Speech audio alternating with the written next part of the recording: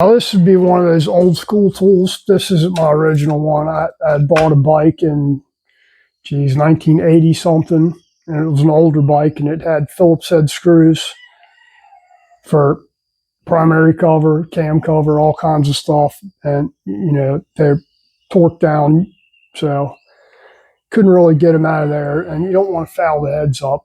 So this thing here, let me show you what we're going to do here.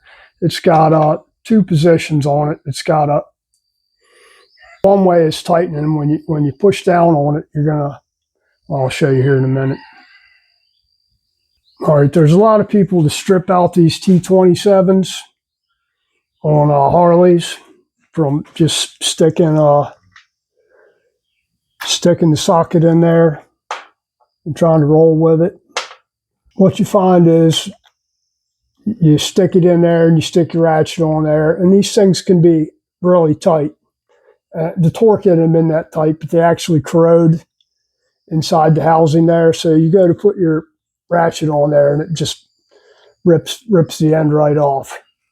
So if you take your handy dandy impact driver with your T27 on there, and you'll have to use an adapter to do these, because this end of this is a half-inch drive. So put your 1/2 inch to 3/8 adapter on there so you can fit a socket on there. Hold it in there, and then you're going to kind of hold the tool and twist it counterclockwise while you're hitting it, and then just smack it, comes right loose. And I'm not taking it out of there. So what you'll have here is you'll notice that you turn it one way and that's off. You got another way, you turn it to the right, that's tightening it. And we don't really want to tighten it that much, so little one smack. So again, left,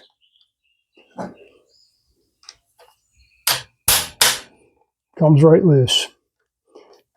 Another good one for this is if you're trying to get the lower legs off, and they're giving you a hard time because they can be tough. If you stick your long 6mm socket on there and go up through the bottom of the fork tube and do the same thing, just hold it, give it a couple of smacks, so it'll usually come loose. Very handy tool to have around instead of tearing screws up.